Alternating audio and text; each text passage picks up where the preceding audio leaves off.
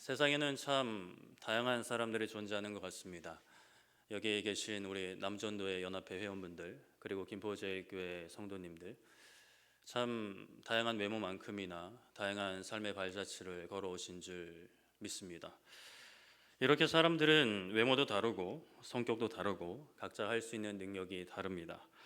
어떤 사람들은 육체적 능력이 뛰어나고, 어떤 사람들은 사교적인 능력이 뛰어나고, 또 어떤 사람들은 지적인 능력이 뛰어납니다. 뭐 두루두루 뛰어난 사람들도 있겠지만 두루두루 좀 부족한 사람들도 있을 수가 있죠. 이렇게 다양한 사람들이 있는데, 아무리 잘난 사람이 있다고 한들 사람 한 사람의 힘은 그렇게 크지 않은 것 같습니다.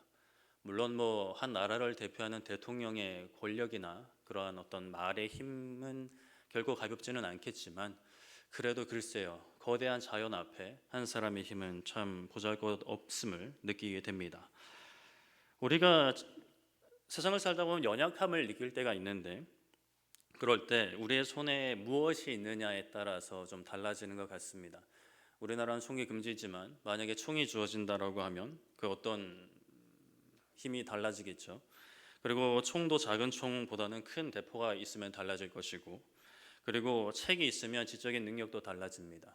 그리고 여기 뭐 다 가지고 계시겠지만 스마트폰은 가지고 계시면 그냥 도서관이 통째로 하나 들어있는, 세상의 모든 정보를, 물론 모든 정보는 아니겠지만 많은 정보를 들여다볼 수 있겠죠.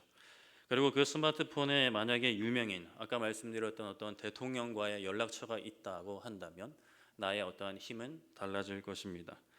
한 사람의 힘과 능력은 미약하지만 그 사람이 무엇을 붙잡고 있느냐, 누구와 함께 하느냐에 따라서 그 힘은 참 많이도 달라집니다. 오늘 말씀의 배경이 되는 상황 속에서 한 사람이 등장을 합니다. 좀 주위 사람들에게는 사고뭉치처럼 보일 수 있을 것 같은데요, 그 사람으로부터 전쟁이 시작됐기 때문이에요. 그 사람은 바로 요나단이었습니다. 요나단은 보통 사람은 아니었습니다. 사울 왕의 아들, 왕자였죠. 때는 사울이 왕이 된 지 얼마 되지 않았을 때입니다. 사울에게는 군사 2,000명이 있었고요, 요나단에게는 1,000명이 있었습니다. 그런데 그때 요나단이 사울이 명령을 했는지 안 했는지 정확히 알 수 없지만 요나단이 앞서서 블레셋을 공격하게 됩니다. 그래서 당연히 블레셋 사람들은 그 공격으로 인해서 기분 좋아할 리는 없겠죠. 군사를 일으킵니다.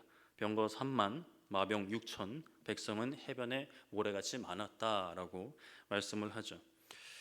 이게 사실 지금 이스라엘 모인 군사들은 3천 명인데 이건 뭐 말도 안 되는 상황입니다.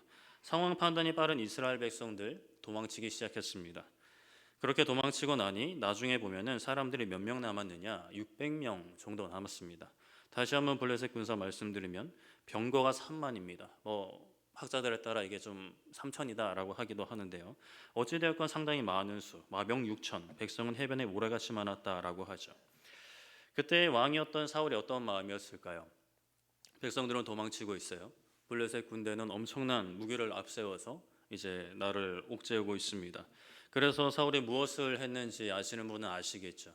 제사를 드렸으면 좋겠는데, 하나님께 기도했으면 좋겠는데 사무엘 제사장이 약속한 시간이 돼도 오지가 않는 거예요. 그래서 무엇을 했죠? 사울이 모르세요? 제사를 드렸어요. 제사를 드렸거든요. 근데 사실 왕은 제사를 다 아시는데 이렇게 엄숙하게 들으시는 것 같아요. 제사를 드려버렸어요. 그러나 사실 왕이 제사를 드리면 안 되었죠. 그래서 그것으로 인해서 사무엘에게 크게 혼나고 왕이 망령되이 행했다라고 크게 혼이 납니다. 그렇게 전쟁은 아직 시작이 안 됐어요. 그냥 대치 상태에 있는 그런 상황이었는데 이 전쟁의 원흉이라고 할 수 있는 요나단이 나섭니다. 요나단이 이 상황의 원흉이라고 생각하는 사람들이 분명히 있을 거예요. 왜? 굳이? 물론 블레셋은 원수입니다. 물리쳐야 되는 대상이었어요. 그러나 좀 상황을 봐가면서 이렇게 찔러봐야지. 지금 이게 물론 나중에 블레셋 군대가 오긴 했지만 이거 게임이 안 되는 상황인데 괜히 막 찔러서 엄청난 일을 만들어낸 것입니다. 그래서 이스라엘 백성들 가운데 그런 생각을 한 사람들이 있지 않았을까? 요나단 때문이다. 요나단이 다 책임져야 된다. 저 어떻게든 해야 된다. 라고 이렇게 욕을 할 수도 있는 상황인데요, 이 요나단이 또 자기 아버지에게 특별히 보고를 하지 않고 일을 저지릅니다. 14장 1절에 보면 자기의 무기를 든 소년, 자기 부관, 수행원이라고 할 수가 있겠는데요. 요나단이 그에게 블레셋 사람들을 부대로 건너가자 우리가 나아가자는 거예요. 투항하자는 것은 아니겠죠. 싸우러 나아가자는 겁니다. 누구랑요? 둘이서. 지금 대략적인 지형이 어떠냐면 요나단이 건너가고자 하는 블레셋 사람들의 부대가 있는 지역으로 가기 위해서는 절벽을 기어 올라가야 되는 그런 상황입니다. 사실 그런 거를 다 제쳐 두더라도 지금 2명밖에 아니잖아요. 그러나 이제 요나단이 어떠한 말을 하느냐? 사무엘상 14장 6절에 보면 요나단이 자기의 무기를 든 소년에게 이르되 우리가 이 할례 받지 않은 자들에게로 건너가자. 여호와께서 우리를 위하여 일하실까 하노라. 여호와의 구원은 사람이 많고 적음에 달리지 아니하였느니라. 아멘. 아멘. 네. 이 할례 받지 않은 자들, 하나님께 선택받지 못한 자들을 향해 나아가자.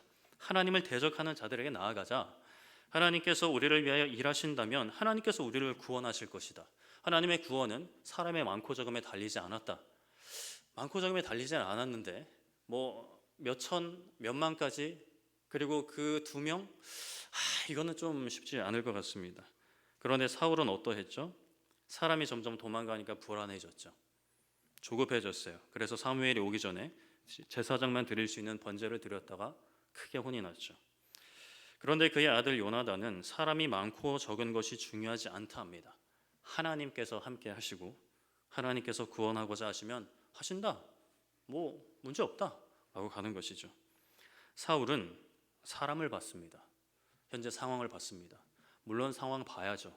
그러나 그 너머의 역사하시는 하나님을 봐야 하는데 사울은 보지 못했고 요나단은 하나님을 봤습니다. 그렇게 모든 사람이 두려워 떨 때, 절망과 패배감에 휩싸여 있을 때 하나님을 바라보는 그 한 사람 요나단으로부터 놀라운 역사가 시작됩니다. 요나단이 무작정 공격하지는 않았습니다. 하나님께 뜻을 묻습니다. 일단 소정의 절차를 거치고 오케이 사인이 떨어지자 블레셋 진영으로 나아갑니다. 14장 12절 하반절에 나를 따라 올라오라 여호와께서 그들을 이스라엘 손에 넘기셨느니라. 요나단은 자신이 무엇을 해야 할지 알고 있었습니다. 사실 요나단이 미치광이 전쟁광이라서 블레셋을 먼저 공격한 것은 아니었죠. 블레셋과의 전쟁은 하나님께서 기뻐하시는 일이었습니다. 그 땅 다 이스라엘 민족에게 준 땅이니 점령하는 것이 그 요나단과 이스라엘 사람들이 마땅히 감당해야 될 일이었던 것이죠.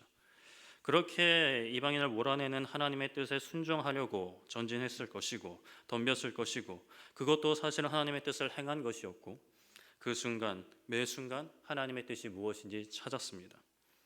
절벽을 힘겹게 올라간 요나단이 20명가량을 쳐 죽입니다. 20명 많지 않을 수 있지만 2명이서 20명 쳐 죽였다는 거 쉽지 않은 일입니다. 결코 적지 않은 겁니다. 적지 않은 겁니다. 아니 적은 거죠. 적은 건데 이 일로 블레셋 진영에 공포가 임합니다. 땅도 진동했다 합니다. 큰 떨림이었다 하죠. 하나님께서 그들의 마음에 두려움을 심으신 겁니다.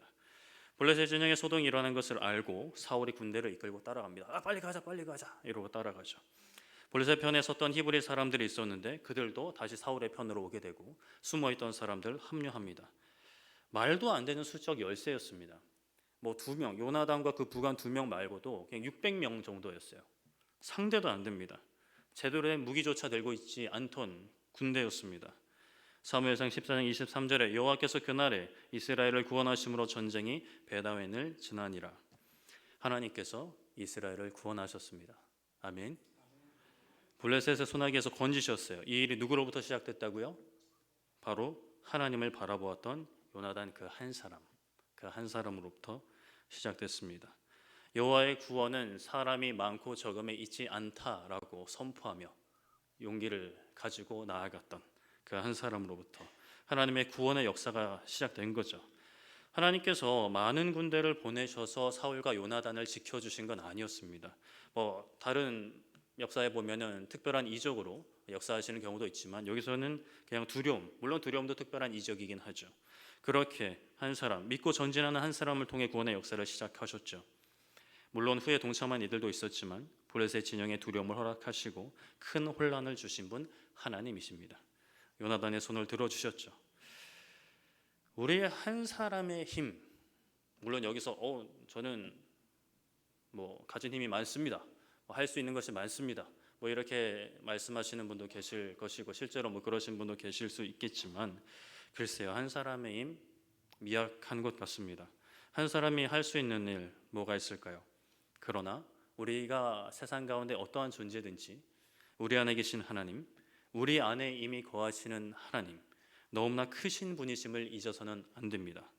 나는 약하지만, 나는 부족하지만 나와 함께 하시고 나를 통하여 놀라운 역사를 이루고자 하시는 하나님이 우리와 함께하고 계시다라는 것을 믿어야 하는 거죠. 이러한 놀라운 구원의 역사 여러분들도 경험하고 싶지 않으세요?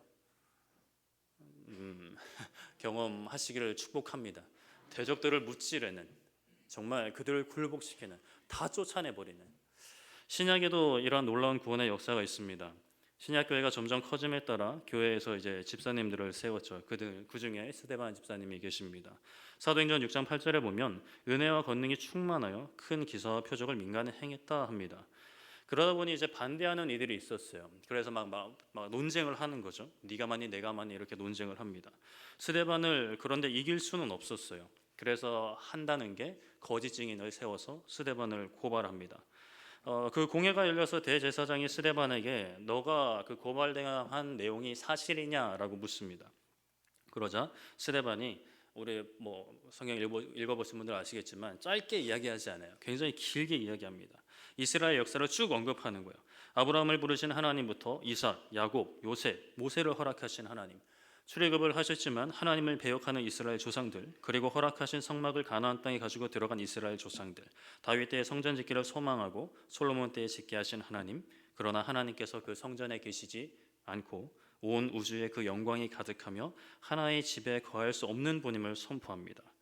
그리고 너희들이 성전에 집착하는 것은 너희 조상들과 같이 성령, 거룩하신 영을 거스르고 과거 조상들이 선지자들을 해친 것처럼 그 선지자들이 예언한 오실 그리스도 의로운 분을 너희들이 죽였다라고 일침을 놓아요. 요약해서 얘기하면 그거예요. 고발한 내용이 있잖아요. 너 나쁜 놈이야, 이래서 나쁜 놈이야 라고 고발을 했는데 스데반이 반대로 아니 그 나쁜 짓은 너희가 하고 있어 라고 이렇게 받아치는 거예요. 스데반이 이러한 증거를 듣고 사람들이 어떤 반응을 보이냐, 이를 갑니다. 이를 가는 것밖에 할 수가 없어요. 그냥 뭐 어떻게든 막 멱살을 잡고 막 쥐고 흔들고 싶은데 그거는 안 되는 거예요. 이거 뭐라 뭐 반박을 해야 되겠는데 반박을 못 하고 있는 거예요. 열받아하고 있는데 어떤 일이 일어나느냐? 사도행전 7장 55절에 스데반이 성령 충만하여 하늘을 우러러 주목하여 하나님의 영광과 및 예수께서 하나님 우편에 서신 것을 보고라고 말씀합니다. 스데반이 하나님의 감동으로 하늘을 우러러 봐요. 하나님의 영광과 예수님께서 하나님 우편에 서신 것을 보는 거예요. 우리에게는 너무나 당연한 사실이잖아요. 아멘. 네, 우리에게는 당연한 거예요. 예수님 하나님 보좌 우편에 계세요. 지금도 계시죠? 네, 계십니다. 그렇게 이제 요나단이 하나님을 보고 의지했던 것보다 스데반은 아예 영안이 열려서 직접 하나님을 보게 돼요. 요나단은 하나님의 역사하심을 믿음으로 봤어요. 믿음으로 고백한 거예요. 근데 스데반은 진짜 이제 영안이 열려서 본 거죠. 그 주위 상황, 막 일을 막 바득바득 가는 그런 사람들을 보는 것이 아니라 역사하시는 하나님, 지금도 살아계신 하나님, 그 곁에 계신 예수님을 보는 거예요. 그렇게 예수님을 바라봤을 때 어떠한 구원의 역사가 일어났을까요? 스데반이 고백합니다. 사람들 앞에 내가 하나님과 인자가 즉 예수님이 하나님 우편에 서신 것을 본다라고 고백을 해요.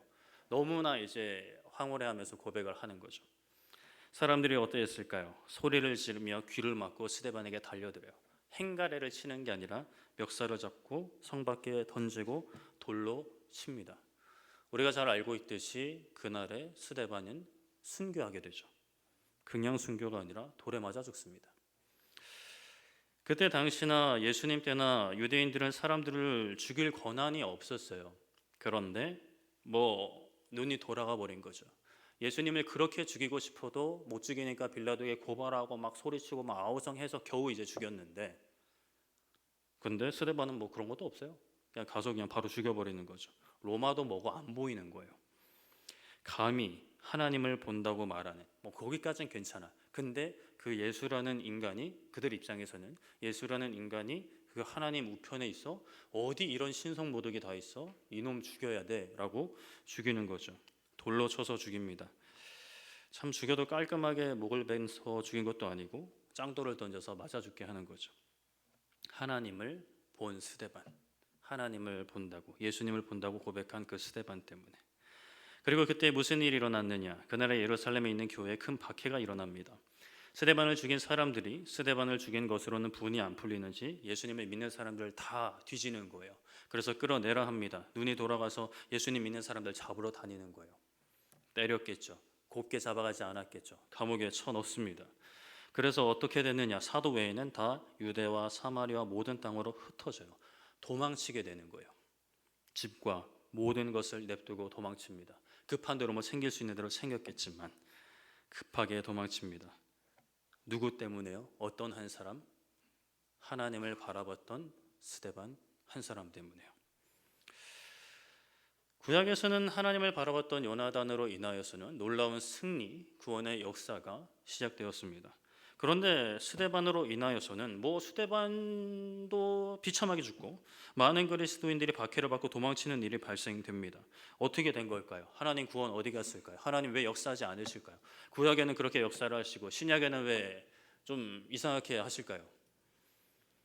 도망치는 사람들 가운데는 이런 생각을 하는 사람들도 있지 않았을까 싶어요. 굳이 스데반 집사님이 안 해도 될 얘기를 해서 그냥 하나님 본 거, 예수님 본 거 우리끼리 있을 때, 믿는 사람들끼리 있을 때 이야기하면 뭐 좋은 간증이잖아요. 근데 왜 그 눈 돌아가, 안 그래도 막 이 갈고 있는 사람들 앞에서 굳이 안 해도 될 얘기를 해가지고 왜 이를 이 지경까지 만드냐? 왜 우리가 잘 신앙생활 하고 있었는데, 예루살렘에서 잘 신앙생활 하고 있었는데 이 집도 뭐 직장도 다 놓고 도망가게 만드느냐? 라고 불평하고 원망하는 사람들이 있지 않았을까? 본인도 비참한 죽음을 당하고 교회에, 무엇보다 교회, 하나님을 믿는 그 교회, 예수님을 따르는 그 공동체에 큰 피해를 입혔다라고 원망하는 이들이 있었을지 모르겠어요. 그럼 도대체 스데반을 통하여는 무엇을 이루셨을까요? 스데반을 통해서는 놀라운 승리의 역사를 이루셨습니다. 그런데 그게 뭐냐? 세 가지를 생각해 볼 수가 있는데 스데반 집사님이 하는 고백에서 발견할 수 있어요. 사도행전 7장 59절 60절 제가 읽어드리면, 그들이 돌로 스데반을 치니 스데반이 부르짖어 이르되 주 예수여 내 영혼을 받으시옵소서 하고 무릎을 꿇고 크게 불러 이르되 주여 이 죄를 그들에게 돌리지 마옵소서, 이 말을 하고 자니라. 스데반은 예수님께 자신의 영혼을 드려요. 맡겨드리는 거예요. 맡긴다라는 건 뭘까요? 의지하는 겁니다. 의지하지 않는 사람한테 내 귀중한 거 맡기실 수 있으세요? 여러분들 지금 나가실 때 저한테 지갑 맡기고 가실 수 있으세요? 아마도 여기 가운데는 평생 다시 저를 못 보실 분들도 계실 수 있을 것 같은데, 저한테 귀중한 거 맡기실 수가 없겠죠. 물론 뭐 목사라고 서 있긴 하지만 살다 처음 보는 목사 누군 줄 알고 지갑을 맡기겠어요? 핸드폰 맡기겠어요? 집문서 맡기실 수 있어요? 영혼을 맡기실 수 있겠어요? 못 맡기죠. 지금 스데반은 무엇을 맡기고 있는 거죠? 내 영혼을 맡기는 거예요. 나의 생각 고집하지 않는 거예요. 나의 뜻을 고집하지 않는 겁니다. 돌에 맞을 때, 사람들이 돌로 던지려고 할 때, 돌 하나 던졌을 때, 하나 맞았을 때, 아니 하나님, 제가 하나님 앞에 어떻게 살았습니까? 제가 지금 저들 앞에 거짓말했습니까? 이러실 수 없습니다. 제가 하나님의 뜻을 증거했고 예수님이 누구신지 증거했는데 어떻게 저한테 이런 일이, 어떻게 이렇게 비참한 일이, 이러실 수는 없죠.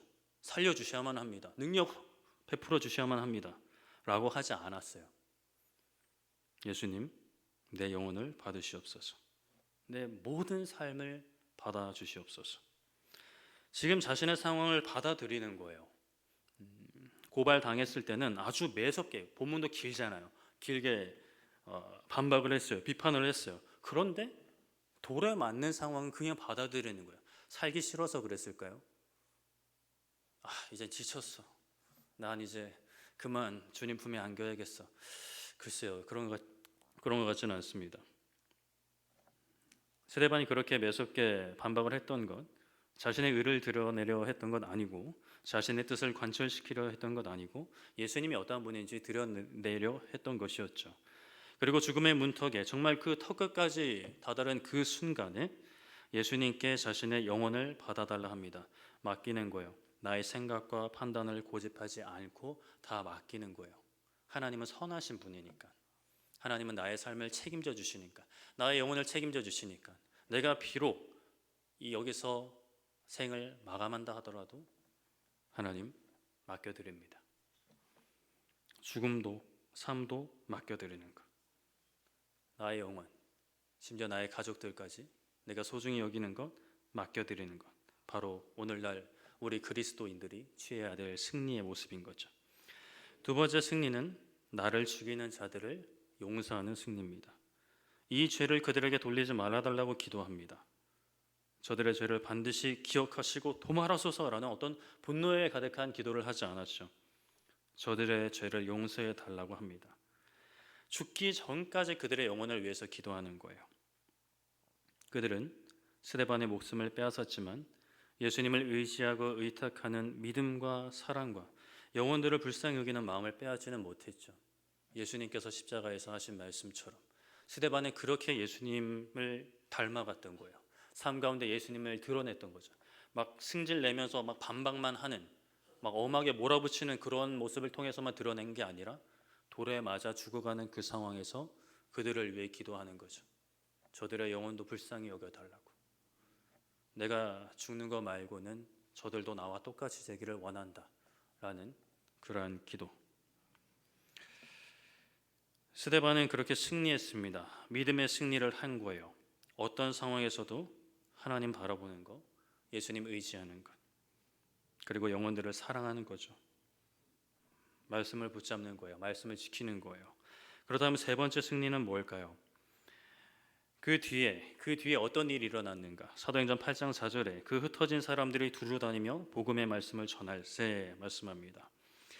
예루살렘에 큰 박해가 있어서 도망쳤어요. 뿔뿔이 흩어졌습니다. 실패자, 패배자라고 할 수 있을 것 같은데요. 엄청난 원대한 꿈을 안고 파송받으며 나아간 것이 아니었어요. 물론 그 가운데 그럴 수 있겠지만 적지 않은 수는 그냥 살기 위해서 박해를 피해서 도망간 거예요. 괴롭힘을 피해서, 고난을 피해서, 어려움을 피해서 도망간 겁니다. 그런데 그들을 통해서 무엇이 이루어졌죠? 복음이 전파되었던 거죠. 사도행전 1장 8절에 오직 성령이 너에게 임하시면 너희가 권능을 받고 예루살렘과 온 유대와 사마리아와 땅끝까지 이르러 내 증인이 되리라 라고 말씀하셨던 이 예수님의 말씀이 성취가 되는 거예요. 믿는 사람들이 모여서 즐겁게 신앙생활하고 있었어요. 그런데 이 말씀은 그래서 좀 잊고 있었던 것 같아요. 그냥 예루살렘에만 모여서 막 복잡복잡하고 있었어요. 근데 하나님이 퍼뜨리시는 거예요. 누구를 통해서요? 스데반을 통해서요. 하나님을 바라보았던, 하나님을 보게 됐던, 그리고 보고 그냥 자기 혼자만 알고 감사했으면 되는데 그걸 또 굳이 자랑을 해서 사람들한테 드러내서 돌에 맞아 죽었던 스데반을 통해서 복음의 전파가 이루어지는 거죠. 하나님의 말씀, 예수님의 말씀이 성취가 되는 것입니다. 여러분들은 어떤 인생을 살고 싶으세요? 어떤 인생을 살고 계세요? 살아오셨어요? 그렇다면 여러분들의 자녀, 우리 손주 손녀들은 어떻게 살았으면 좋으시겠어요? 한 사람, 상황을 보지 않고요, 사람을 보지 않고, 물론 보지만 뭐 그냥 사태 파악이 안 되는 그런 사람이 아니라 봐요, 알아요. 그러나 그 모든 것을 통하여 일하시는 하나님을 바라보는 한 사람. 여호와의 구원은, 하나님의 역사는 사람의 많고 적음에 있지 않다. 돈이 많고 적음에 있지 않다. 이 땅의 권력이 높고 낮음에 있지 않다. 역사하는 하나님을 보는 한 사람. 하나님이 하고자 하시면 승리한다. 이긴다. 사람들이 이를 갈든 말든 하나님이 하늘에 계시고 예수님이 그 보좌 우편에 계신다. 그리고 그 하나님께서 약속하신 거룩한 영, 하나님의 영, 예수님의 영이 지금 내 안에 계신다. 우리 가운데 계신다라고 자랑하는 그 한 사람. 그 한 사람으로부터 놀라운 하나님의 역사가 일어나는 거죠. 물론 바로 일어나는 일은 이해되지 않는 일일 수 있죠. 스데반이 죽게 되는 것도, 피난을 가는 것도 도망을 치는 것도 그 순간에는 이해할 수 없을 수 있어요. 말씀이 기억나지 않을 수 있어요. 온 유대와 사마리아와 땅끝까지 이르러 복음을 전하라는 그 말씀을 잊고 있을 수 있어요. 그런데 갔어요. 어찌됐건 두렵지만 도망쳤어요. 그런데 가서 보니까 믿지 않는 사람들이 너무 많은 거예요. 복음을 전하다 보니까 기억나게 되는 거죠. 아, 그치. 그랬구나. 스데반 집사님이 이상한 인간이 아니었구나. 하나님께 쓰임받은 거구나. 비참한 죽음이 아니었구나. 하나님께 쓰임받는 순교였구나. 그렇게 한 사람으로부터 놀라운 하나님의 역사가 시작되죠. 오늘날 우리에게 용서할 수 없었던 사람을 용서하게 되고, 나를 죽이는 사람들, 눈이 돌아가서 나에게 돌을 던지는 그 사람을 용서하게 되는 것, 나에게 큰 피해를 입히고 나의 명예를 깨뜨리고 나의 직장을 망가뜨리고 나의 건강을 해치는 그 사람까지 용서하고 그들의 구원을 위해서 기도할 수 있는 살아계신 예수님의 놀라운 증거가, 예루살렘에 갇혀있던 복음이 유대와 사마리아 땅끝까지 전파되는 놀라운 하나님의 승리의 역사가 하나님을 바라보는 한 사람으로부터 시작될 줄 믿습니다. 지금 우리가 생각하는 많은 승리는 안전하고 풍족한 노후, 직장에서의 승진, 또 누구나 부러워하는 결혼, 많은 사람들이 가고 싶어하는 직장, 상위권 대학의 졸업장, 뭐 이런 것들이 있으면 좋겠죠. 그러나 우리 그리스도인이잖아요. 우리가 진짜 원하는 승리는 뭘까요? 하나님을 드러내는 것. 우리 남 전도하는 거잖아요. 복음 전하는 거잖아요. 하나님 살아계시다. 하나님 내 안에 계시다. 예수님 다시 오신다. 이것을 전하는 거잖아요. 우리가 진짜 원하는 승리, 하나님의 살아계심과 그 영광과 그 능력을 드러내는 것, 선포되는 것, 말씀이 내 삶에 이루어지는 것. 꼴이 안 되고 머리만 되는 말씀, 그 말씀 하나만 그것도 붙잡아야겠지만, 그러나 진짜 우리의 삶을 통해 오늘날 하나님께서 하고자 하시는 그 놀라운 승리의 역사가 이루어지기를 소망하고 축복합니다. 믿음의 눈을 들어 하나님 바라봐야 합니다. 나는 연약하고 부족할 수 있죠. 한 사람의 힘은 부족할 수 있습니다. 그러나 우리가 누구를 붙잡느냐? 하나님을 붙잡느냐? 또 다른 것을 붙잡느냐? 하나님을 바라보는 우리 모두 되기를 소망하고 축복합니다. 말씀을 정리하겠습니다. 절망의 상황 속에서 한 줄기의 꽃이 피어납니다. 요나단의 믿음의 고백이죠. 여호와의 구원, 사람의 많고 적음에 달려있지 않다. 참 아버지는 벌벌 떨고 있는데 아들이 이런 믿음의 고백을 합니다. 하나님이 오케이 하시면 우리 이긴다. 그렇게 하나님의 뜻을 묻고 갑니다. 험곡을 기어 올라가서 공격합니다. 그랬더니 그 뒤에 블레셋이 서로를 치고 그 모습을 보고 사울의 군대와 블레셋 가운데 있었던 히브리 사람들, 에브라임 산지에 숨어있던 이스라엘 사람들 다 함께합니다. 한 사람으로 시작되어 또 동참하는 사람들을 하나님 허락하시고 승리하게 하십니다. 누군가는 선발대가 되어야 되고 누군가는 후발대가 될 필요가 있겠지만 선발대가 되기를 소망하고 축복합니다. 나중에 그게 아니더라도 나는 좀 믿음이 연약해요. 난 부족해요. 타이밍을 좀 놓쳤어요. 그래도 후발대라도 계속 숨어있지 마시고 하나님의 놀라운 역사가 일어날 때, 부흥의 역사가 일어날 때, 전도의 역사가 일어날 때 아름답게 동참하는 여러분들 되기를 축복합니다. 스데반과 같은 순교의 씨앗이 되기를 축복합니다. 하나님을 바라보지 못하게 하려는, 이웃을 사랑하지 못하게 하려는 마귀의 권세로부터의 승리, 구원의 역사를 마주하게 될 겁니다. 용서하게 될 것입니다. 맡겨드리게 될 것입니다. 맡기세요. 이제 수능도 얼마 남지 않았죠. 우리 김포제일교회도 수능 보는 학생들 많이 있을 텐데 일단 맡기세요. 하나님 책임지십니다. 믿으셔야 합니다. 의심하지 말고요. 하나님 바라보시기를 축복합니다. 그렇게 바라볼 때 나로부터 놀라운 부흥의 역사가 일어나고 말씀이 성취되는 아름다운 하나님의 역사가, 복음 전파의 역사가, 하나님의 나라가 우리의 삶 가운데 아름답게 드러나게 될 것입니다. 기도하겠습니다.